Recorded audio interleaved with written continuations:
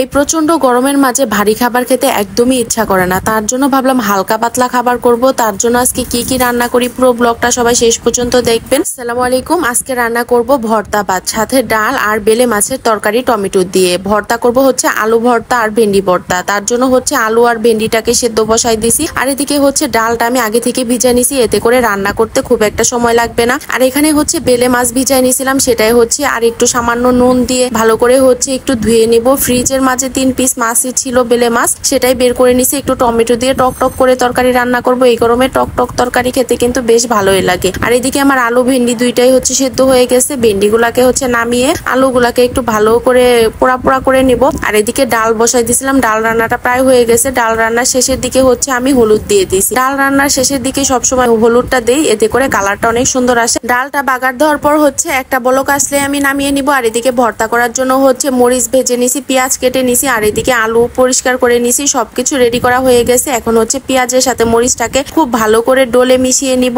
আর মরিচ মাখা দিয়ে ভাত খেতে আমার কাছে বেশ ভালো লাগে। কয়েকবারই খাইছিলাম মরিচ মাখা দিয়ে ভাত, কিন্তু খাওয়ার পরে পেটে এত জ্বালা পোড়া করে, তার জন্য ভয়ে আর খেতে ইচ্ছা করে না। যাই হোক, ভর্তার জন্য পেঁয়াজ মাখাটা কিন্তু বেশ লোভনীয় লাগতেছিল। এখানে হচ্ছে কিছুটা পরিমাণ মরিচ আমি উঠিয়ে রেখে দিলাম। এদিকে আলু ভর্তাটা করে নিব। দুই ভাবে ভর্তাটা করব। তেলের সাথে পেঁয়াজ ভেজে তারপরে ভর্তাটাকে ওইখানে ভাজা ভাজা করে নিব। এই ভর্তাটা রাইসার পাপা আবার পছন্দ করে, আমার কাছে আবার ঘি দিয়ে মেখে কাঁচা পেঁয়াজের ভর্তাটা অনেক বেশি ভালো লাগে। তো এখানে হচ্ছে আলু ভর্তা মাখানোর পরে কিছুটা ভর্তার মাঝে হচ্ছে আমি ঘি দিয়ে দিব। এই ভর্তাটাই আমার কাছে বেশি ভালো লাগে। তো এখানে হচ্ছে অল্প করে ঘি দিয়ে মেখে নিলাম। তারপরে হচ্ছে একটু ভেন্ডি ভর্তা করে নিব। ভেন্ডি ভর্তাও আমার কাছে বেশ ভালোই লাগে। রাইসার পাপা আবার ভেন্ডি ভর্তা পছন্দ করে না, যেহেতু একটু পিছল পিছল হয়, তার জন্য সে হচ্ছে এই ভর্তাটা পছন্দ করে না। তো এখানে হচ্ছে ভেন্ডি ভর্তা আলু ভর্তা দুইটাই করা হয়ে গেছে। এখন হচ্ছে বাগার দেওয়া ভর্তাটা করব। এখানে সরিষা তেলের মাঝে হচ্ছে আমি কিছুটা পেঁয়াজ ভেজে নিয়েছিলাম, আর ওই যে মেখে রাখা ভর্তাটা হচ্ছে এই পেঁয়াজের উপর দিয়ে কিছুক্ষণ সময় ধরে হচ্ছে এটাকে ভাজা ভাজা করে নেব। তেলের উপর ভাজা ভর্তাটা কিন্তু বেশ অনেকক্ষণ সময় ধরে বাহিরে রাখা যায়, তাড়াতাড়ি নষ্ট হয় না। কিন্তু কাঁচা পেঁয়াজের ভর্তাটা খুব একটা সময় বাহিরে রাখা যায় না, সাথে সাথে হচ্ছে নষ্ট হয়ে যায়, যেহেতু গরমের দিন। আর এখানে হচ্ছে এখন বেলে মাছের তরকারিটা রান্না করে নিব।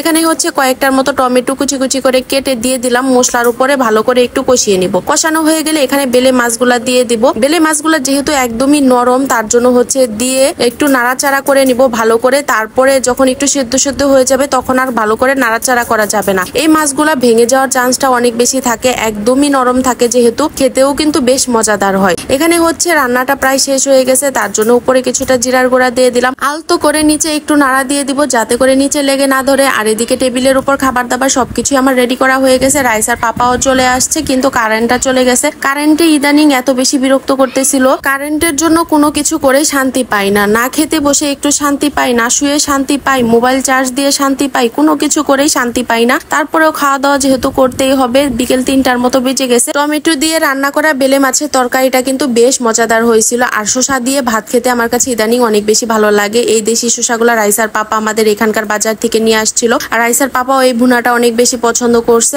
আর শেষে হচ্ছে ডাল লেবু ভর্তা নিয়ে ভাত খেয়ে নিছি। এটা দিয়ে খেতে যে কি একটা শান্তি লাগে। এই ছিল আজকের ভিডিওটা কেমন লাগলো অবশ্যই জানাবেন। লাইক কমেন্ট শেয়ার করে দিবেন, পেজটা ফলো দিয়ে দিবেন। ইউটিউব চ্যানেল থেকে দেখে থাকলে চ্যানেলটা সাবস্ক্রাইব করে দিবেন। আল্লাহ হাফেজ।